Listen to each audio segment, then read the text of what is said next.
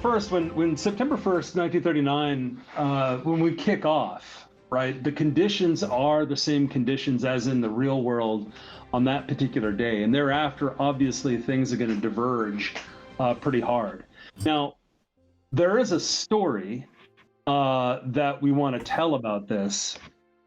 And we've got some beats and we've got some plot that I think are going to take us all the way till 46. But a large part of where the story goes, we want it to be in the hands of the player. So, depending on what you guys choose and how you conduct yourself during the war and maybe where you spend your time, you'll see that reflected. Now, for a lot of reasons, not just because it's fun to have it, a little bit of fog of war, so to speak, you don't see the impacts immediately. The impacts come after a period of months, or in some cases, rather much longer than that. But that was the basic idea behind the metagame, is that we really want the players to steer what happens during the war and what the ultimate resolution of the story actually turns out to be. So to that point, when you play, you're going to find that the war plans, some of them, not all of them, are mutually exclusive. So you can undertake to do this or that, or maybe a third thing in some cases. And while you can progress them all, at the end, you can only choose to report one. Likewise, if you are maybe spending your time carrying out things in a certain geographic area, or you are spending a lot of time with certain characters, or the player base as a whole is consistently winning the war with certain nations, you will see mechanical in-game effects coming as a result of that. Now, we're not talking about like bonuses and like resource gain and stuff like that, but we are talking about new bells. The metagame is perceived to be a great place for example, the paper bells and paper ships to come into play, or maybe some of the more interesting and odd characters and events that we have in mind coming to the fore. Now, the gang here on this call can almost certainly guess what several of them are, but obviously we don't want to spoil anything. Jake, any comments that you want to put in there from like a writing perspective, or like sort of a... Go ahead. Well, from the perspective of, I can tell you that there's some ships that we're looking at on the subject of new bells. There's some ships that we're looking at that you may or may not be able to guess. That are fairly important and serve as flashpoints for certain events early in the war, and in some cases the allegiance of these bells may or may not match up precisely with what we saw historically, depending on player actions. There is that, depending on. You know what, Cenk? You hit upon something that I forgot to mention here in my notes, which is that, of course, early entry into the war or delayed entry into the war, and in some cases, what faction could also be a part of maybe really exceptionally diligent players, interacting with the metagame. Sorry. No, and I'm glad you brought up the factions as well, because of course the Axis and the Allies in 1939 are not the same Axis and Allies that they would ultimately become over the course of the war. Italy is still not aligned in our timeline. They didn't enter until like 1940 officially. The United States, of course, hadn't entered yet. Japan was cooperating with Germany, but not. But they weren't officially. They hadn't officially declared war against against the U.S. They weren't pursuing goals quite as closely as they eventually did. So the non-aligned countries in the beginning have a lot of space to move around and court other alliances. So whether or not they commit to one or another, or which one they commit to, that'll be an area of concern for the players in the metagame. I can think right now of a lot of stuff that the United States can throw its weight around on, which may affect other alliances' performance in the Atlantic and the Pacific. The Declaration of Panama may carry a lot more weight in this timeline. It may not. And so sort of on that point, we're gonna see where the players steer, but we've got the alternate history paths kind of laid out, at least for the first part of the war. As far as we want to go before you can make radical change, and so we'll see kind of what you guys do. Elsia, for your question, the regions, the regional aspects that I'm talking about is you might see a war plan that's like mutually exclusive. So you might see like I don't know, do 20 missions in the in this region of the Pacific, or do 20 missions over here in the Atlantic. And what the players do from a majority standpoint would sort of dictate what that policy was. Am I more Atlantic focused? Am I more Pacific focused? Or both, as the case may be? That sort of thing is what we're envisioning the war plans are and will become. Well, Wigbert, I don't think I called you out earlier, but you're more than welcome to chime in here. I know you have. Oh, no. When Peter talking about particularly dedicated players causing others to join. Got it. Well, to be fair, I did think of you, yes. Yes. Common joke that I'm trying to make the Italians into the Allied powers. Well, there's a path for you. We'll see how the player base as a whole makes those choices, but we shall see. I'll be really interested to see if any countries skew toward the common turn that didn't historically. Like obviously Italy or Japan, it's difficult. Most of their communist thought leaders have been killed or imprisoned, but there is always the outside chance. I think this channel is just full of communists from the look of it. All of the communists. Well, anyway, so Wigbert, I think that's more or less sort of like what we wanted to show about the metagame. There will be some reinforcement in game about choices, probably in the form of like captain communiques that sort of summarize what happened over the past week or the past month. But the ramifications, as in the real world, take some months before they come to fruition, or in certain cases, several years, right, before they really make a difference. All in all, I am looking forward to seeing whatever's coming out of it. Personally. All right. Well, so are we. If we don't see, what's cool about this is actually playing the game with you guys, right? Like that I think is the most exciting thing for us. But I can't imagine what shenanigans you guys are going to come up with. But it'll be interesting nonetheless. Oh yeah, we have the initial course of the war with the different countries responding in their various ways. But it is y'all who are going to be building the foundation that we sketched the Belverse on. So Wigbert, should we? Oh, here we go. Elsia, it's a great question, but no comment. Surely, no player could be in favor of the Morganas, right? Of course not. That'd be horrible. No, never happen. It could never happen. Yeah, surely the Morganas only fight us and never ever try diplomacy. Yeah. Like I said, it's gonna be real interesting what you guys do. Wigbert, should we go into the regular questions and then just kind of fold in more? Yeah. Yeah, we can I'm sure there's some bugs, Elsia. It's gonna be we're gonna We'll be interested to see how that mutually exclusive stuff works. You're going to be seeing that in not this version, but maybe the next one after that. Bugs indeed. We can go ahead and start the regular Q&A stuff now.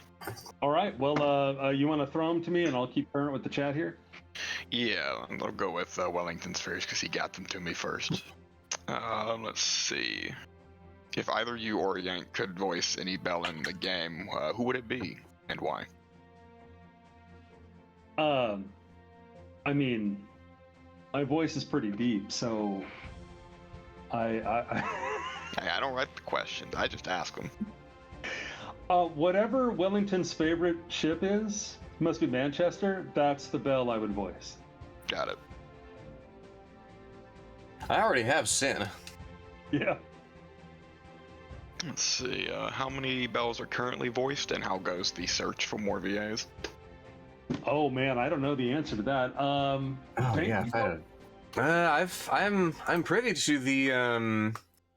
privy to the recordings. We're getting them in at a pretty decent rate now, and quite good ones too.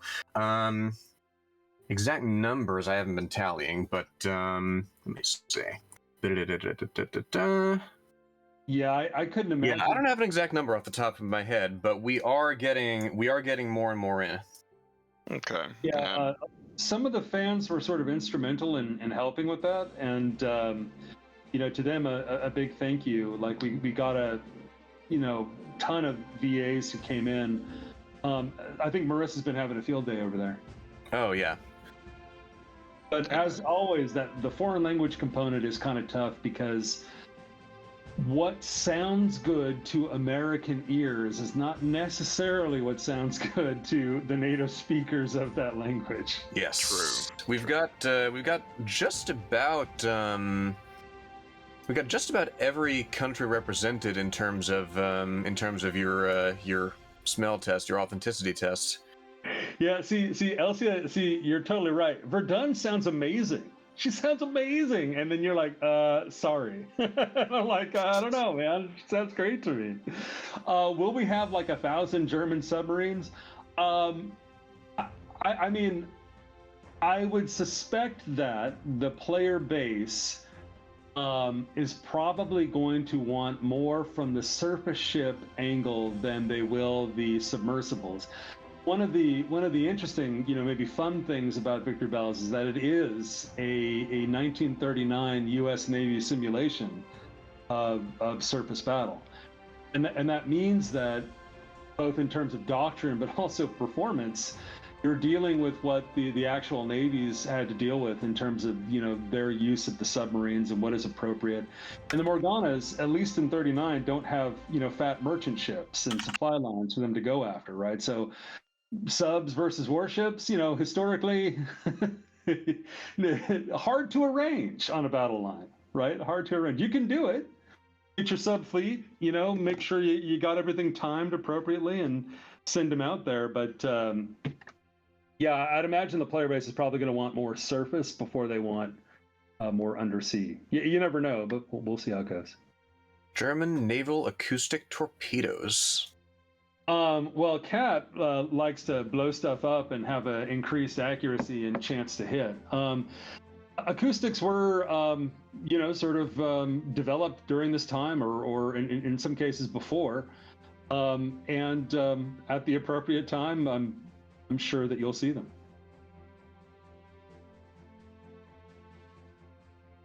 I've got another one from Wellington. Will you make certain crew members and mascots give a bigger buff if owned their specific bells? Example being Scouts and Exeter. Is it possible to do? Yes, it is. It represents like more fields in the database, which we're reluctant to put into play right now. But there is a lot of charm, right, in having a bonus with the two that historically were linked. The trouble is that many of the mascots in the game, or rather almost every ship had some form of a mascot, whether we know about it or not. In many cases, we have photos of these mascots, ships, cats hanging out, dogs, birds, monkeys, whatever, but not their names. So ultimately we dropped that idea because we could only pair a couple of them together, and it would sort of present an unfair advantage for players that, I don't know, really liked whoever, Von Roeder. Who knows what her mascot was? Besides the questions Sarcastic Cat's adding now to his growing list, those are all the ones that have been sent in to me. So okay, let's start at the top of Cats. Would you do me a favor and kind of like read it so I could stay current? yeah, that's fine. I don't mind that. Let's see. Question 1: What happened to Hans Ludemann? And I'm gonna mispronounce the shit out of that, but oh well. Yeah, Hans I'm not sure either. So, yeah. you pronounce it the same way that I pronounce it. She was supposed to be voiced by Alexandra Matthew, but aside from the actress real video, the voice doesn't appear anywhere else. Oh, I don't know. Maybe we haven't got the recording yet. That's a good question. I don't know the answer to that. There must be a reason, because if she's announced, why wouldn't we record? But I don't know. Mm-hmm. Yeah, that's a Yami question, I believe. All right. I think it's a Marissa question, really, but yeah. Let's see. Question 2 was, how far will ships and equipment go? By this I mean, to what year will Bells and their equipment be provided for? Well, the original story that we had in mind will take us out to 1946. So I think you would expect to see technology trends extending all the way out that far, and that's not including the repurpose or reuse of Morgana technology. Mm-hmm. But who knows? I mean, the period after the war is really something where not very many games of any stripe, tabletop or otherwise, have really forayed. And it would be pretty interesting to get some of that information and get some of those ships in, and much of that is public domain now. So yeah, that would be pretty cool. But to start with, certainly to the end of the war. Yeah. Let's see. Question 3: How does the team intend to handle experimental equipment? This defines generally equipment that was under testing but not yet completed. So stuff like the Type 5 Bofors for Japan, and some other weapons that I'm not going to attempt to pronounce. Weapons, aircraft, various underwater ordnance, electronics. There's all kinds of things that are prototyping, are not yet in production, aren't fully formed, that will appear in the game. If you think about it, the RDF, the radars that are in the game, are actually really sort of prototype equipment. They're certainly not what anybody considered to be production at that particular time. So you will see those things. Typically, those things will appear either in the diplomatic channel store, or you'll see them in bundles, or they'll come from events. But you wouldn't see them standard until they reach their production version, unless, of course, Belle natively, had them or would have had them equipped at the time that she's joining the game. Yeah.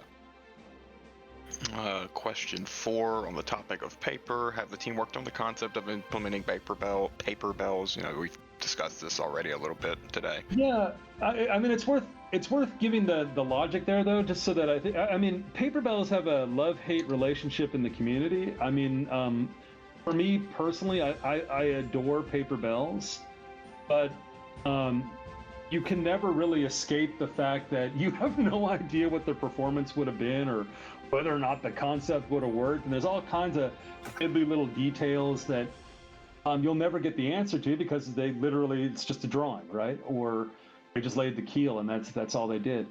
So as much as I love them, I would say that's not a priority focus, but we really like odd birds and unusual ships and things that have kind of an interesting story to tell. What we're hoping, and we'll see how it goes, of course, what we're hoping is that the players will use the metagame to drive where they would like to see bells grow. And by doing various things and by making choices as a nation, you could choose to invest in areas that are likely to spawn paper bells, right? Now, whether or not that would be advantageous to your nation is another question, right? But I think we're going to leave that open to the community as to where they'd like to go. Now, what I don't include paper bells, in is like things like Aquila and Graf Zeppelin. These things were built and were vaguely operational or mostly operational. Those are almost guaranteed to be bells at some point. But real paper concepts or real strange oddities, we'll let the players. Yeah, real napkin kind of things. Yeah. And it's the sort of thing that the more bells we build, the easier it would get. Doesn't mean it wouldn't be a titanic undertaking in terms of research, but we've devoted thought to it. Mm-hmm. Let's see. Question 5: is there going to be a statistic for penetration capability added, so you don't have to, break out books and formulas to figure that out? I mean, so when you think about penetration over range, when you think about what goes into that, yeah, it would be. I think it's an important thing for you to know about your guns and to be able to quantify. It does take some significant effort to display that in a way that will make sense and be usable. And as you can probably guess, other priorities, right? Yeah. But we've heard the request. We have the advantage of having the tables, so I can just look, right, and make choices that way. And you guys don't, but I would expect that at some point in this journey, you will get a nice graph that shows you what penetration versus range looks like, and you can use that to make some decisions. I'm always a fan of graphs. Yeah, no, I mean they would look cool too, right? Those are some sexy graphs. Super Lace, I mean, right? That would be awesome. I mean, absolutely, that would be super cool. I believe the official IMPF stance on things like Fort Drum and more extremely Diamond Rock is be very careful what you wish for. So we'll see you, Super Lace. We're gonna find out. Granted, though, let's see now. What is the thickness of her concrete? So, we'd have to actually invest a little time in figuring out the face hardened or actually homogeneous equivalent. But yeah, it'd be pretty cool. It'd be I wonder though, wouldn't that be cool if we could see one of these as a base? Be interesting, and I find it interesting, but I can't speak for everyone.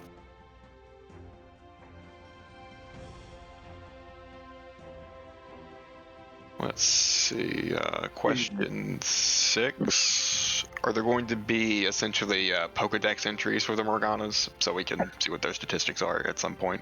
No one's come up with that idea. I think that idea is insanely hilariously cool. Please feature bug that. I mean, not before launch, obviously. Obviously. But, please circle bug that, because that sounds too fun. I think an interesting way of doing it personally would be with the ship recognition silhouettes or something similar like that. Yeah. Well, we use the standard silhouettes or did. But all of that's a placeholder. Like, you can actually specify that by the bell. So it'd be nice to have like individual ones too, right? That would be pretty cool. Mm-hmm. Sorry. Super Lace, just like Recruit, we would give her some Mutabilis engines. So we wouldn't make you potter around at 1 knot or whatever a concrete tub could do. Elsia back button. I don't know what that means. Sorry, man. Let's see. Are the stats for speed and armor going to be viewable? On my build, they're viewable. On your build, they'll be viewable too. Okay, so yes. Yes, we do intend for you to be able to see all these things and how you affect them and so on and so forth. Okay. Let's see. How thoroughly modeled is armor for Bells / Morgana? How thoroughly modeled? Well, Kat, if you're referring to whether or not they are distinguished as space hardened or homogeneous, the answer is yes. If you're asking whether or not we include aspects of brittleness and so on and so forth, then the answer is no. If we did it that way, we couldn't rely on tables. We'd actually have to have a calculation that takes place at the point of the hit. And if you did it that way, if you think your phone is hot right now running Victory Bells, you ain't seen that. You could be cooking an egg at that point.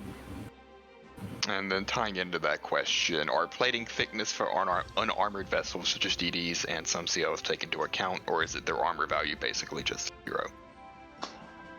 Well, we use a standard approximation of the plating thickness, and that is considered to be their armor.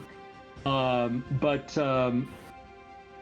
I wouldn't say that we researched the shipbuilding practices that would inform the actual thickness. We just picked a standard value for superstructure for the unarmored pieces, and then it's used widespread across across all the ships. I think it's a 1/2 inch is what we use.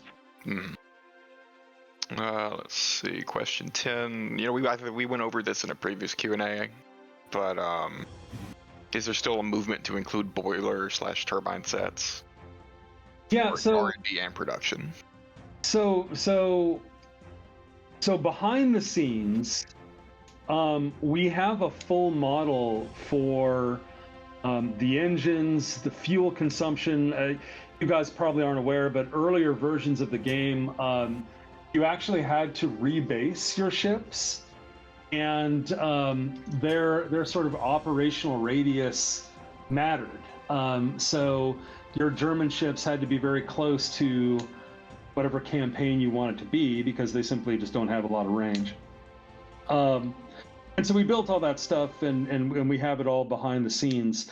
But what we don't have is a good correlation between the drag of a ship's hull and the brake horsepower of the engines, and then the surface area of the propellers. And there's not a lot of information that is easily available on these ships so that you could use such a model well. There may be in the future. I think one way or another we want to do something where you can control engines and change up your speed based on what you want to do and so on and so forth. But I couldn't tell you when we're going to do something like that. We need a lot more data before we do. Yeah. I think Elzia, it's another question. The fleet screen should be the main screen of the game.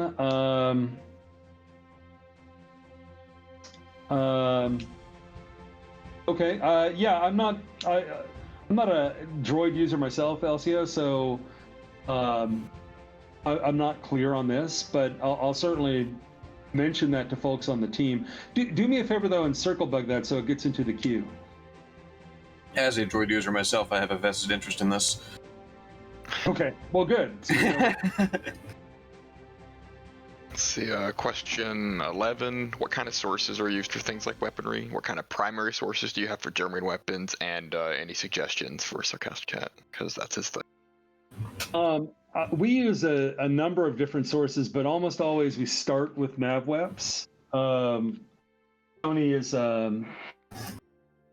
Tony is just an amazing all-around guy, and the research that he's done and doing and the standards that he keeps, we think are pretty marvelous. Beyond that, we have a number of different sources ranging from however you pronounce the name, Squiat or whatever that is, and of course old school Campbell and maybe some of the more modern stuff, and when we have Groner over there, it just ranges. But I think it all starts from NavWebs for sure. Okay. Question 12. Are there any plans to stop players from adding like 35-inch guns, fully enclosed base ring turrets to ships like Vespucci?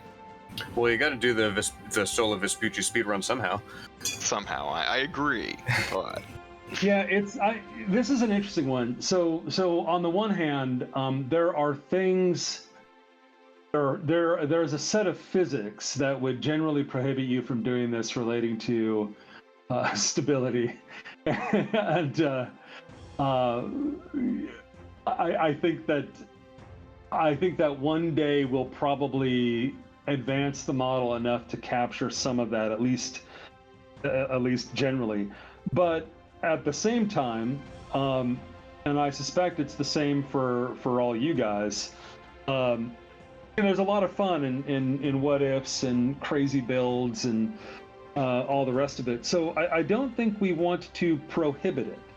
If you can get her design weight high enough and the 35-inch gun mount weight low enough, and you want to stick it on there, our general opinion is that you should be able to do that. That's fun. You should go for it. Calcaras, how large is the Osprey collection? I actually don't think we do too much Osprey. Osprey is kind of like they take research that other folks have done, and then they summarize it, and it's good from a get some photos, get the summary information and whatnot. But as you guys have probably seen, for Victory Bells, we need something a little bit more detailed than usually what Osprey can provide.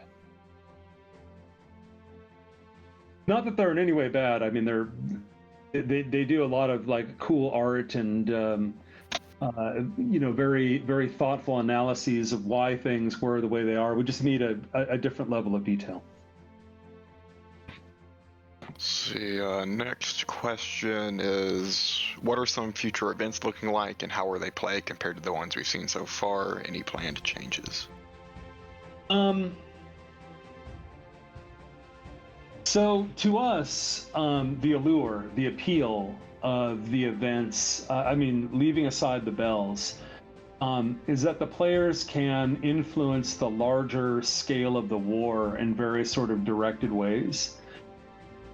We find that to be pretty exciting, but I think we understand when you ask that question, we're in an environment where mobile games tend to sort of like take you by the hand and they walk you through a little story set, and maybe there are some clear or very clear objectives related to the events. If I had to guess, I would say we will probably ultimately go in that direction. Mm-hmm.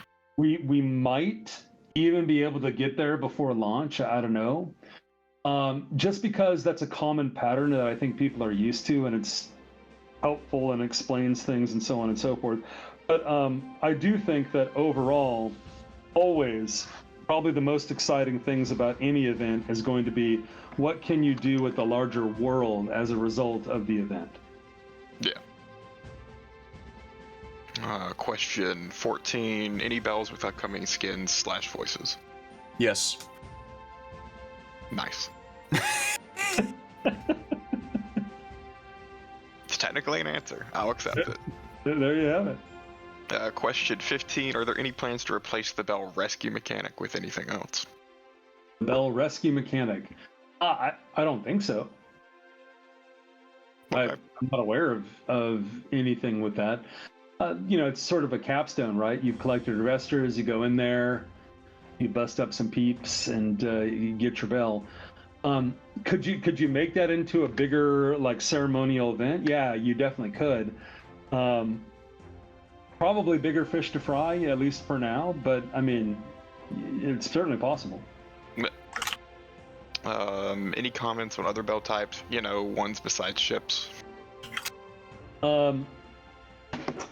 So lore-wise, we know that there are some awakenings in other types of craft. Not a lot has been said about that, but we know that it has happened. Certainly not on the scale of the power of a bell, but it certainly has occurred. Will you see them in the game playable in some fashion? Time will tell. The analogy that specifically the aircraft carriers use is, imagine if you could talk to your hands, or if you could talk to a pet, without meaning to be kind of diminutive toward their planes and whatnot. The smaller machines have some sort of consciousness that is not accessible to humans. And to the extent that it's accessible to bells, it's not in a way that we would necessarily understand. Okay. Question 17 is about German naval acoustic torpedoes, which we kind of already touched earlier on indirectly. And then the final question 18, is a web page version of VB. Is that a thing? Yeah, so I think, as you guys probably all remember, that originally we weren't going to do Droid, or rather we were going to do Droid sometime after launch. So it was going to be Apple and Web and then Droid. But clearly a lot of people use Droid, right? Like a ton of our players use Droid. So it just came to the fore. Web got pushed out. And I think it's still on our radar to do. I like playing on web. I don't like playing on my phone necessarily. My fingers are too big. I feel that, yeah. Yeah, word. So I do think it will come, but definitely not a launch target. Okay. I do recall, though, it being at first that web was going to be the first thing that came out, and then the more progressive things after that. Yep. The Chibi Mascots. So those are the construction gals. No, they're just like cute chibi women in who are helping you build and design and whatnot. They're not like spirits of industry. I think someone on the forum was like, I'd love to see Krupp, personified. Yeah, me too. I think that's awesome. But yeah, no, those are just cute, chibi gals who are helping you produce.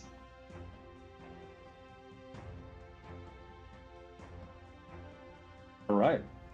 Let's see. I guess I'll think of a few things real quick. Oh, well, never mind. We got more questions. Oh, Elsia, the top collab wish has got to be Cancol, right? Or QnA, if you prefer. I mean, what could be better than that? That'd be amazing to see, those two fuse. not that would ever happen, but that would be pretty incredible. Why make a bell named after a Devonian city, the Welsh one? Jank, you want to talk about Exeter's Welsh connection? Well, Exeter it depends on what you mean by Wales, right? Whether it's the modern sort of devolved kingdom, or the more classical conception of Wales as things that are outside of England. Largely it's a flavor preference thing. Not that I have any personal connection for or against Cornish versus Welsh. Actually, on that point, Jank, so to Mignon, for your question, Lamp was the one who did the character, and if I remember correctly, what was it? There was a Welsh connection that Lamp pulled out that he made definitive to the character. I cannot for the life of me remember what that is, but there was something that Lamp felt very strongly about in terms of that. And this exact topic, by the way, came up internally because there's a totally different lingo and a accent for Exeter, and why that wasn't used was a hot topic there for a while. But there was a specific reason. Unfortunately, I can't remember what that was. Push notifications. Yeah, maybe. Does anyone like push notifications? Do people want that? As long as it's toggleable, where I can make it go off. Sure. Okay. Maybe it's just me talking. Like, I don't know. Those things annoy me, but sure. You guys want push notifications done? and for your account, Wigbert, it will be like you can't turn it off. Okay, great. I mean, I deserve to be punished for the crimes I've committed, so that's fine. All right, Alcia. All right, your wish is granted. Well, I shouldn't say that so glibly. Let me let me check and put that in the queue and see what we can do. But yeah, in theory, it would be okay. I need to know when my torpedo cooking is done. Yeah. Dry dock operations completed. Cruise is finished. Resources topped off. Yeah, there's all manner of useful things. Okay, I stand overruled. No worry, you can stand in my camp, the perceived cooler camp. I just always turn them off. I'm like, whatever. Do not talk to me. I'll call you.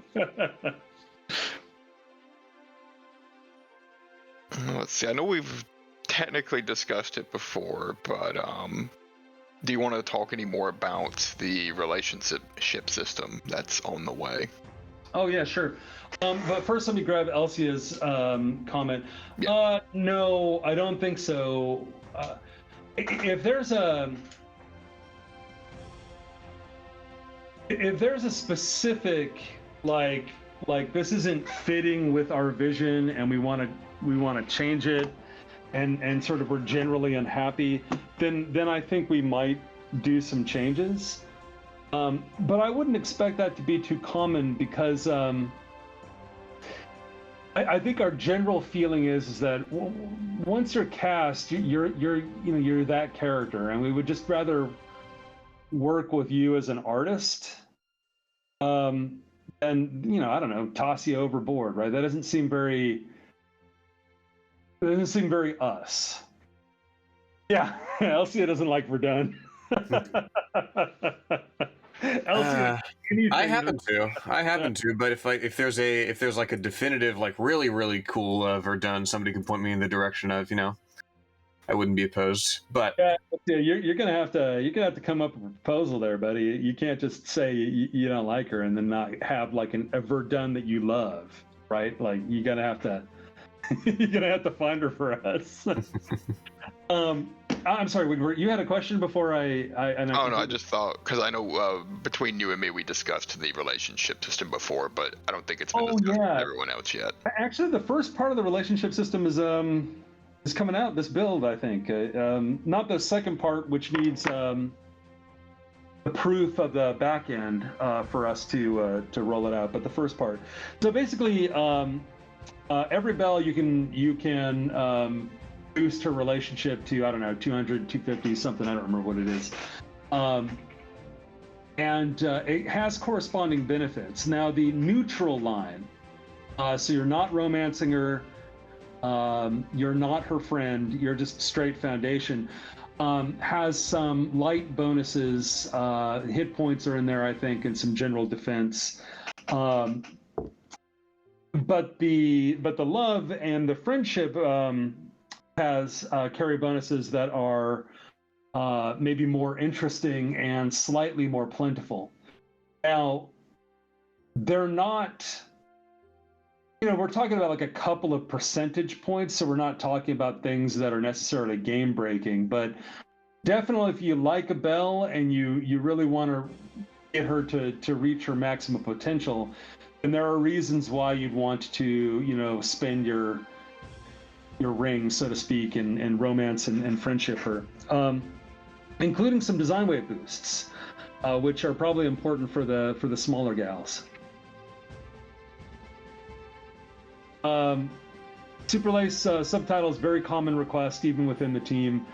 I definitely think we've committed to doing it at some point, but it won't be before launch.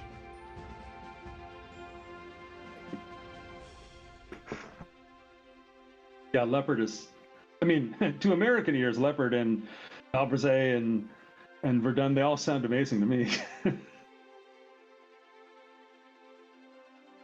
I mean, you just need to let me know when you get a actress for Cesare and Gavor. That's really all I care about at this point. Well, you know what, Wigbert, you meet the Italian woman of your dreams. Let us know. If only one of these days. If she's got a microphone, Wigbert, there's much that we can do here. Stories with multiple bells. That strikes me as a analytics thing, doesn't it? Well, we actually have a number of these stories written. So for those of you that are like, hardcore, there were a good number of like multi-bell stories that we wrote up as kind of like seeds or placeholders for more of those. And you will see those ones for sure in the game. New ones, to Jake's point, I think that's going to be more on the analytics side. Who are people playing with, and who do the vast majority of people actually have in their fleets? Because you don't want to like create some edge case story for some folks and not have anybody be able to play it, or just a handful of people to be able to play it. So relatively uncommon, Elsia, but they will definitely end up in the game.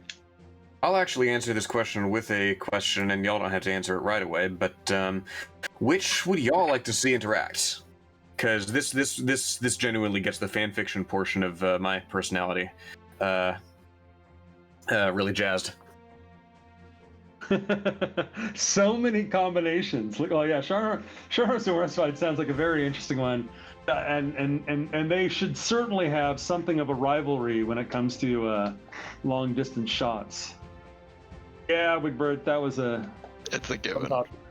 That was obvious. Pull and pull, super laced with the challenge. Yeah, yeah. I wonder what they would have to talk about. What else? Anything else? Questions from me? No, I've basically exhausted all the questions I currently have. I don't know about anyone else, though. All right. Well, we'll begin wrapping up. I see Calculatus is typing, and when they finish, we can probably close it down right there. I would say that, I think that probably the question on everybody's mind is when is the launch? We are working through some of the back-end implications. We're trying to make it so that players like Wellington and Elsia have less difficulties maintaining stability on their connections. Mm-hmm. So we'll see how that proves out. And a part of that comes with the other half of the relationship system. So we get that rolled out, we get that tested with you guys. I don't think we're seeing any major blocks to go to the production release. So at that time, we're going to broadcast our signal, pretty loudly, like in terms of let's see if we can get some folks, YouTube, what have you, to come take a look at our game and talk about our game. We're going to do some other advertising, although probably most of that in the mobile space will come with the launch of the game. And then, of course, anything that you guys can do in terms of blowing up communities or getting people to learn about Victory Bells and maybe some of its sort of potential or attractive points would be greatly appreciated. But obviously, let's finish up part 2 of the relationship and that Azure stuff we're doing for the bad connections, and we'll get there.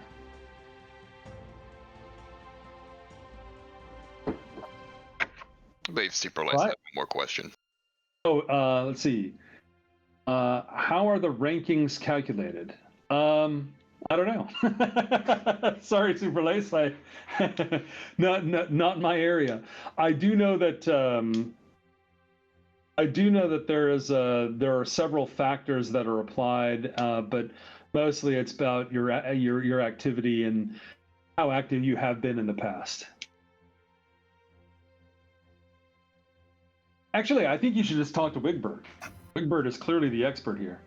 Oh, oh, Super Lace says a crush to you. Oh, I haven't played this week. That's why. Oh, there you have it. Yeah, sorry. I've been busy with other various things. Do your missions, do your war plans, be generally active, and you'll rise. Thanks and for letting me know. On the third week of 2022, he rested. Yeah, thanks for letting me know. I'll spam some tonight. Why is that's an existential question. You're gonna have to talk to the Marine Nationale. Oh, I don't know. You would have to. Those kinds of questions have to come from the research team, the one who sets and defines the character, influences and inspiration. So yeah, unfortunately I don't know that one. Jank, you don't happen to know that, do you? I wasn't involved in Idacia. Like Exeter, I can make educated guesses, but that is not one of mine. All right. Then looks like we are at time. So Wigbert, we could probably arrange another of these for February if we like, and kind of see what comes up from there, and just maybe keep them regular until we go out into the wild. Sure, sounds good to me. If people keep wanting them, I will keep scheduling them. Just for the gang on the that's hung on this long. If you guys would do me a favor, when the new update comes out, get rid of your torpedoes and get some new ones. I'd love it if you guys would take a look at the traits in the torpedoes and play around with that. What we did is we decoupled what the historical torpedo actually was in terms of engines and propellant and diluent and all the rest of it. And turn those into traits. So now, if you want to build an American pure oxygen torpedo, you can. Beautiful. All right, thanks, guys. Yep. Thanks for. Corky's like, no, you don't want to do that. Well, Corky, you don't have to do that. You can keep them just as they are. Horrible and sucky. Calc's looking for. Can one of you send me a clip of Warspite's voice? Can we hook them up? Sure. Yeah. Yeah. It would depend. Is there a specific line you're looking for? Well, but Corky though, they got to get the Japanese torpedo to begin with, right? So it's not like out of the box they have it.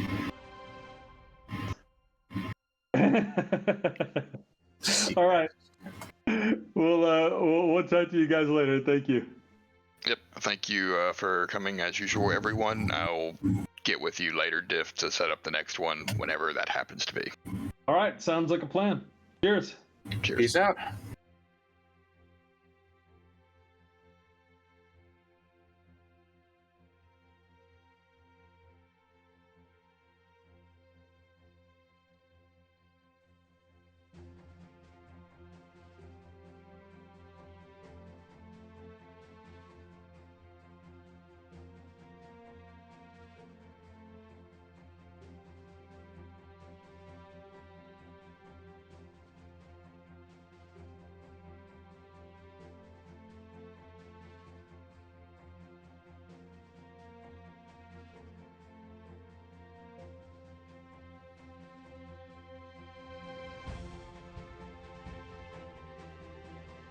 Alright, that is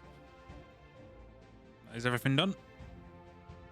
I'd like to thank everyone who came here to watch the Q&A live. Even though it was me just having a technical nightmare at the start. And I hope you enjoyed some of the Victory Bell gameplay.